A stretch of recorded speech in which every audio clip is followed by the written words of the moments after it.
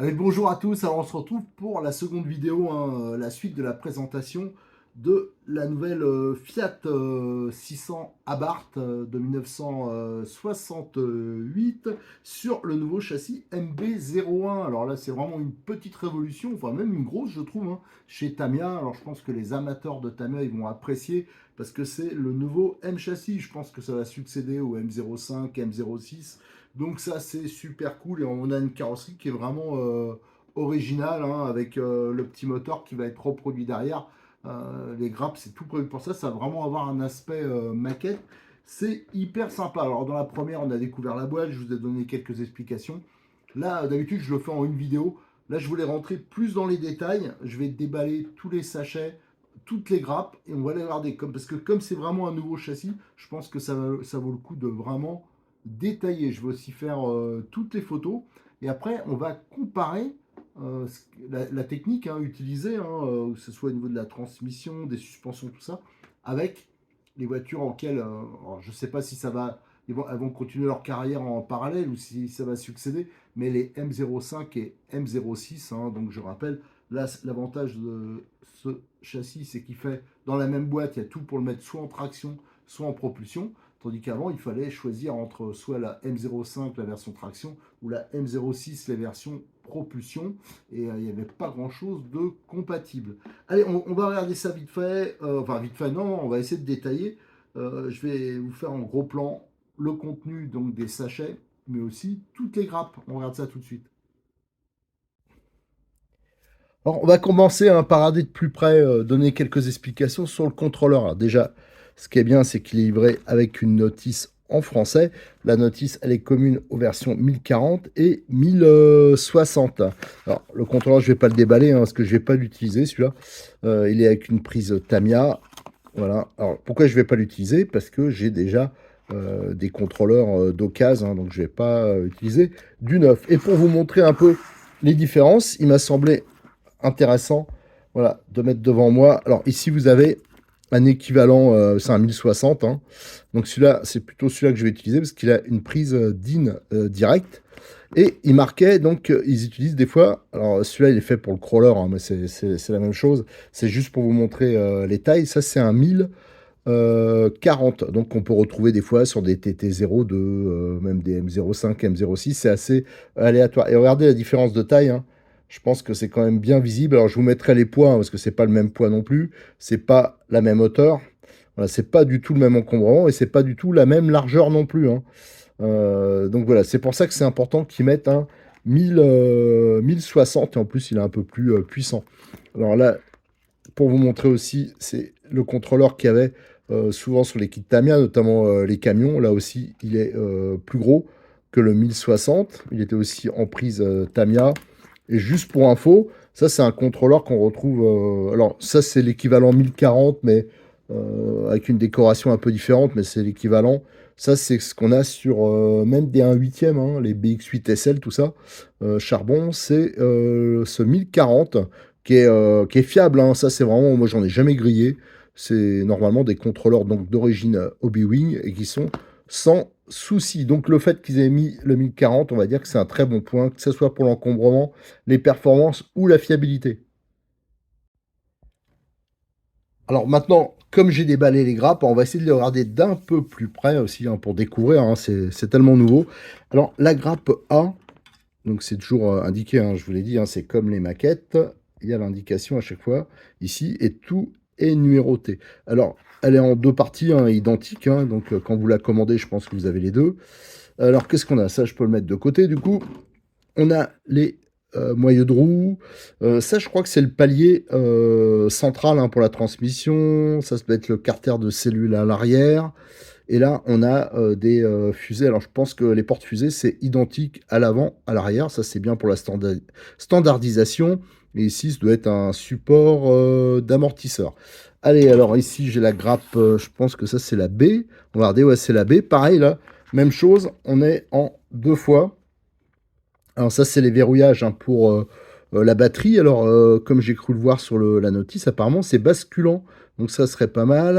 Alors ça, on voit tout de suite, c'est du plastique plus mou, hein, que la grappe précédente, hein. Ça se voit, regardez, on fait comme ça. Je pense que si là, je la prends, Ça fait plus, voilà, là c'est plus rigide, ça fait plus, comment dire, plastique à maquette. C'est particulièrement ces plastiques qu'il faut faire gaffe quand on utilise, si vous utilisez la visseuse, ce que je déconseille.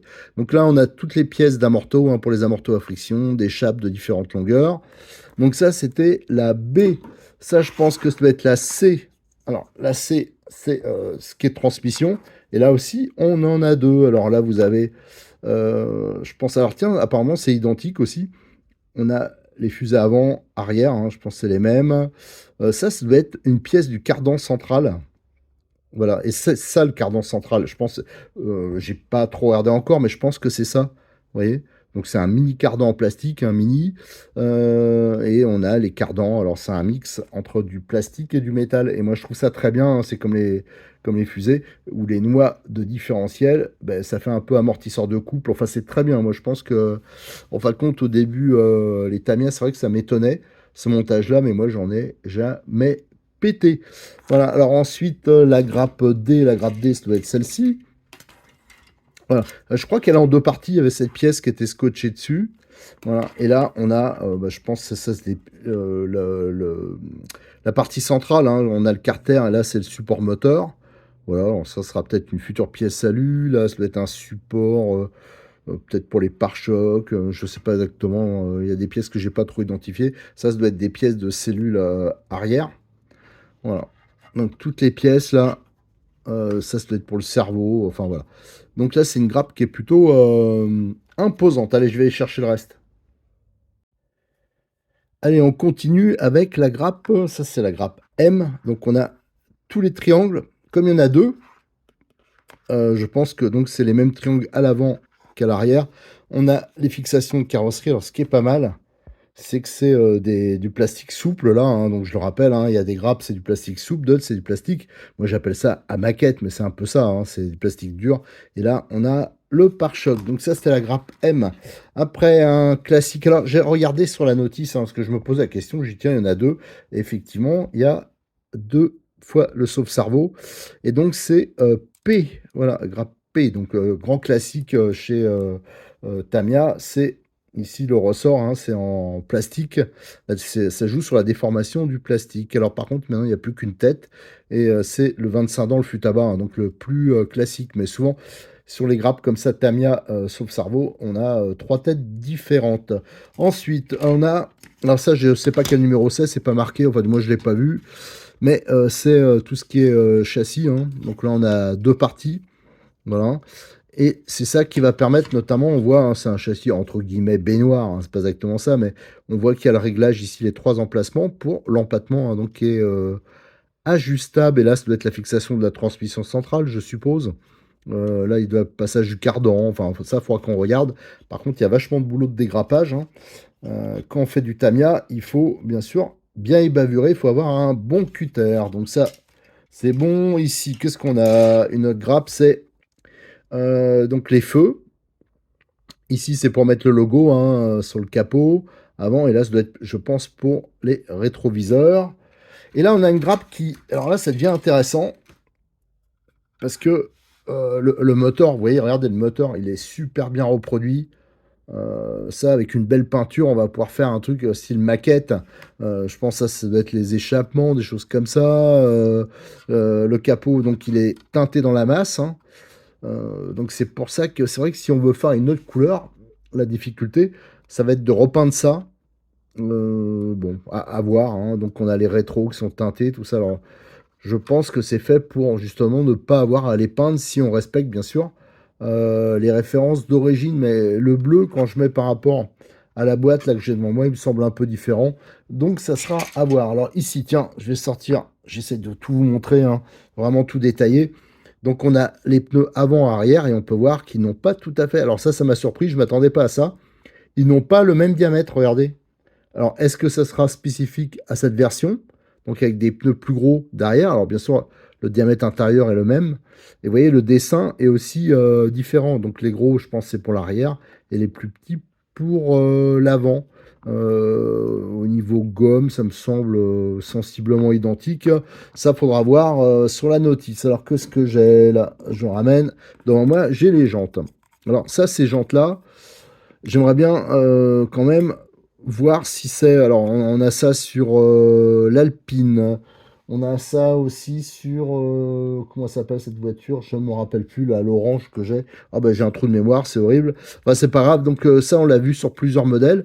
Est-ce que va falloir vraiment que je fasse une recherche sur Internet des voitures, des photos des voitures de l'époque, hein, grandeur, exactement le type de jantes qu'ils avaient. Voilà, bon, ça semble aller, hein, mais voilà. Est-ce que c'est conforme à l'original?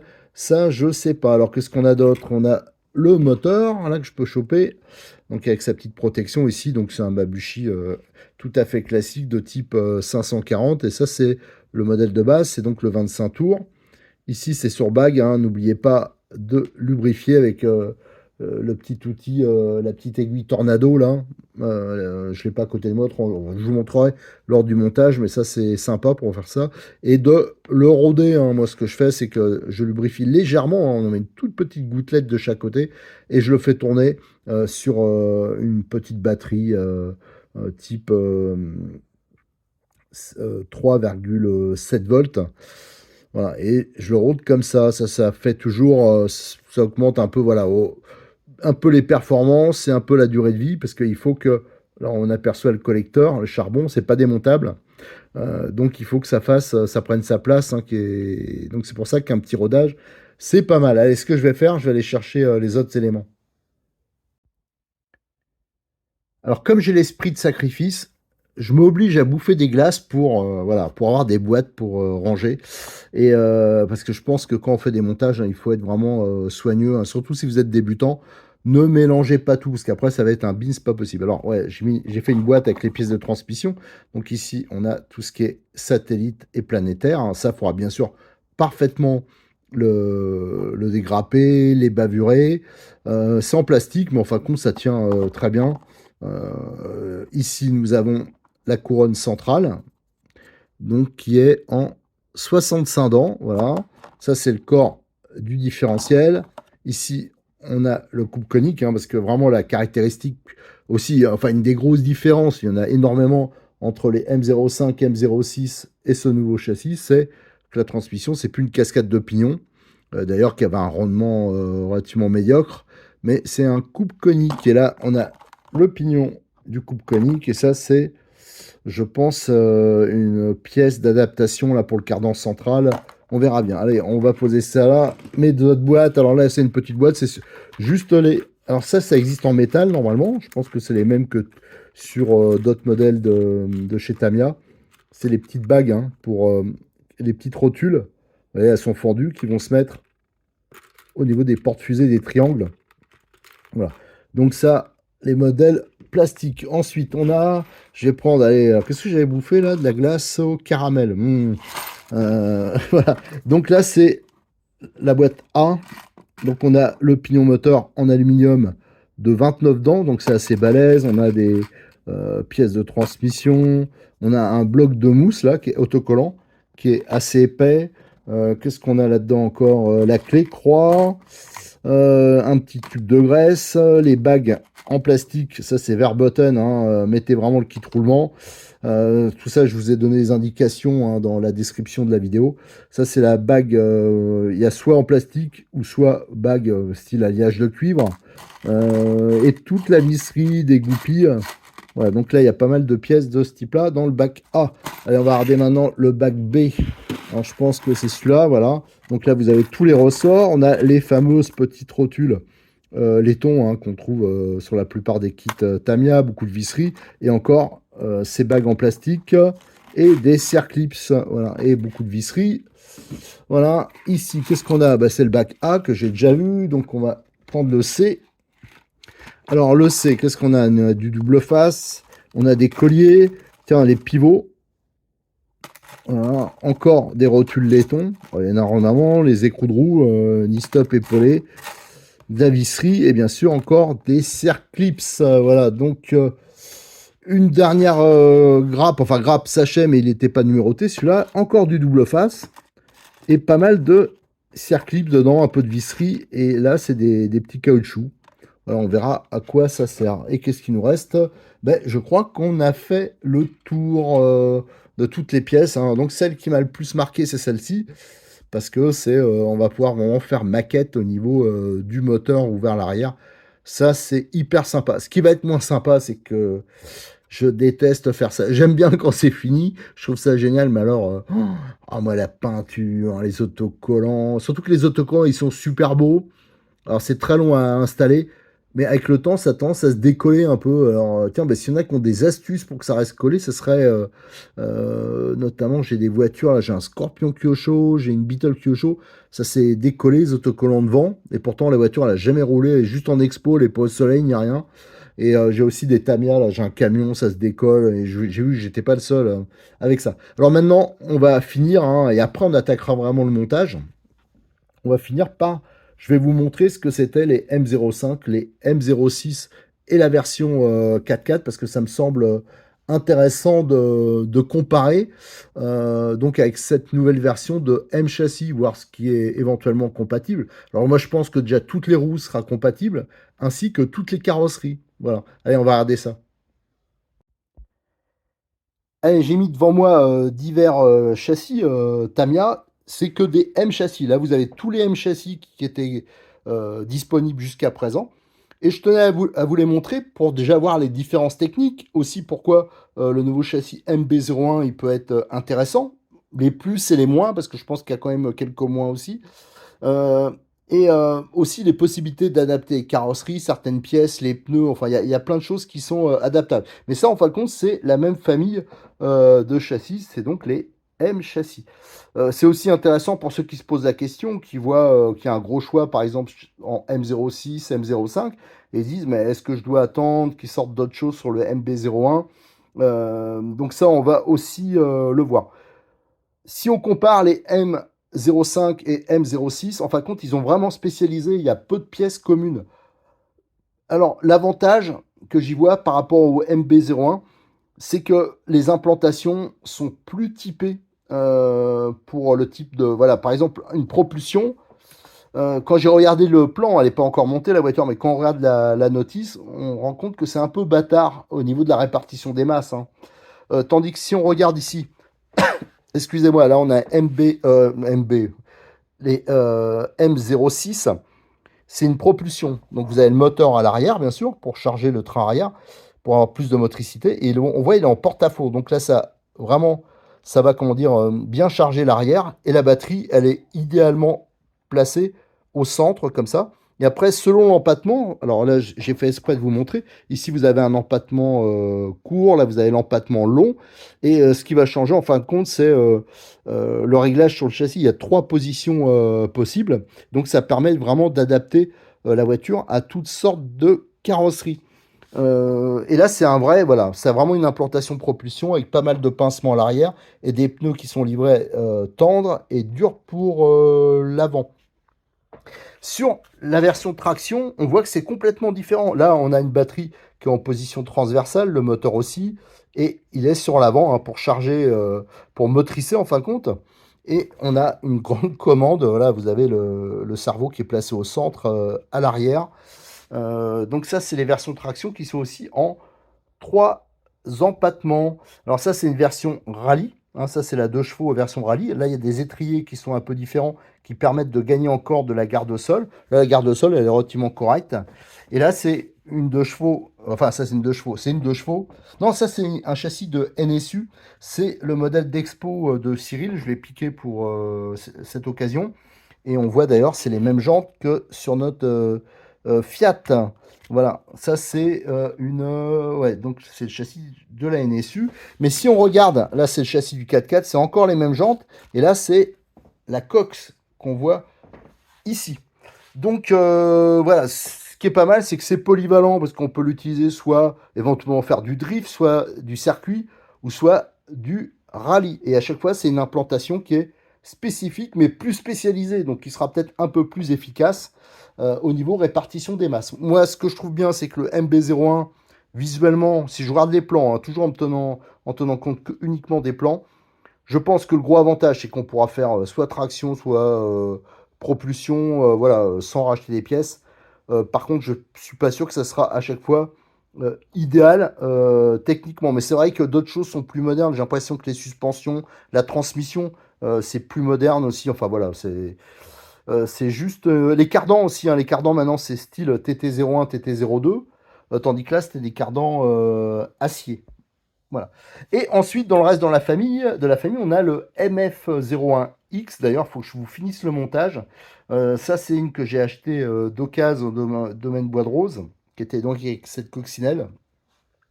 Et la mienne, il faut vraiment que je la finisse. Alors, la mienne, je l'ai fait tout roulement avec le kit visserie de modélisme 34. Alors, donc, c'est toujours la même famille, hein. Donc, M châssis, mais en version 4x4. Alors, il y a plusieurs longueurs de cardan pour des empattements différents aussi. Alors là, c'est complètement différent. C'est une transmission avec une cascade de pignons.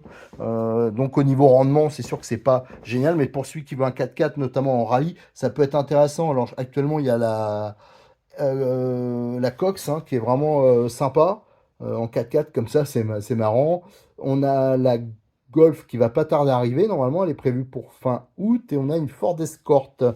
Qu'est-ce que je voulais dire? Je voulais préciser, ces voitures-là, notamment ces deux-là, c'est des voitures qui sont, je vous avais fait une vidéo à une époque, j'en avais monté, je crois, une dizaine. J'avais monté ça un peu à la chaîne, et j'avais profité pour faire les kits roulement, les kits visserie, puisqu'on me demandait à chaque fois, je peux remplacer par quoi. Donc elles sont toutes montées sur roulement avec toutes les petites bidouilles que je fais habituellement. Elles sont montées entièrement avec le kit visserie, palonnier alu. Regardez. Donc ça c'est parce que j'ai supprimé le sauve-cerveau et j'ai mis un cerveau plus haut de gamme, tout métal. Alors je sais qu'il y en a, ils vont dire que c'est une hérésie, mais moi j'ai jamais eu de problème en supprimant le sauve-cerveau. Mais il faut mettre un pignon métal et bien sûr il ne faut pas être un brutos. Voilà, donc ceux qui sont intéressés, vous pouvez demander des voitures montées chez Cyril, hein, pour ceux qui ne se sentent pas à les assembler, qui veulent des voitures qui sont un peu préparées d'origine. Et voilà, dans les modifs, je peux donner un exemple de choses intéressantes, c'est que j'avais modifié les prises. À chaque fois, je dis c'est des prises Tamiya, donc c'est vrai que c'est pas top quoi quand on veut mettre des batteries lipo. Là, c'est directement en Tamiya, donc ça permet de mettre une belle batterie lipo, d'avoir beaucoup plus d'autonomie et d'avoir un peu plus de puissance. Voilà, elles sont toutes modifiées comme ça. Alors actuellement, il n'y a plus que tous les tractions sont parties, mais ceux qui sont intéressés par les versions propulsion, donc je rappelle, hein, les Alpines, les Cox, ici à l'Alfa Romeo, enfin il y a pas mal de choix. Il y en a de dispo chez, vous pouvez en lui demander, hein, il y en a de dispo toutes montées, toutes préparées avec la radio, tout, chez Modélisme 34. Voilà tout ce qu'on pouvait dire, hein. Je voulais vraiment comparer tous ces modèles. Et je pense que quand on aura fini le montage du MB01, là on pourra vraiment faire un petit comparatif, pourquoi pas routier, hein. Mais voilà, moi le premier truc que je vois, c'est que le MB01 me semble plus moderne, techniquement, euh, adaptable, tout, mais par contre c'est moins spécialisé. Voilà. Donc ça faudra. Seule la piste pourra rendre son verdict. Et à ce moment-là aussi, ce qui est pas mal aussi, c'est que j'ai l'impression qu'il y a moins de porte-à-faux, que quasiment toutes les carrosseries, elles seront adaptables en traction ou en propulsion, ce qui n'est pas toujours le cas avec les versions actuelles. Voilà, il fait hyper chaud, j'en peux plus, le flash du téléphone du coup il vient de s'éteindre, donc je vais aller me mettre dans le spa, petite pause au spa, mais on se retrouve très vite, hein. Je vais vite entamer le début du montage, même si j'ai d'autres choses en parallèle, mais là je craque, il faut que je monte cette voiture, j'ai envie de le faire, et voilà, donc vous aurez rapidement, ça va s'enchaîner les vidéos, comme d'habitude ça sera détaillé, et je vais faire le kit visserie en même temps. Je vais faire des bidouilles, hein, je vais pas le monter spécialement d'origine, hein. Vous me connaissez, moi j'aime bien traficoter. Donc vous aurez rapidement les vidéos. À chaque fois, je ferai donc comme je veux que ça soit euh, un support, un tuto pour les débutants ou ceux qui font le montage. Il y aura bien sûr, ça sera très séquencé. On fera assez peu d'étapes à chaque fois pour qu'on puisse retrouver quand quelqu'un aura besoin d'un renseignement, ça soit facile de lui indiquer sur quelle vidéo aller. Et en même temps, je ferai toutes les photos et on ouvrira un gros sujet sur le forum de rcmac.com. Allez, à très bientôt. N'oubliez pas de liker les vidéos, de les partager, de vous abonner et aussi de privilégier, hein, les rares comment dire, euh, professionnels qui nous aident, hein, notamment Cyril de Modis 34, parce que sans eux, on ne pourrait pas vous faire tout ça. Je le remercierai jamais assez. Allez, à très bientôt.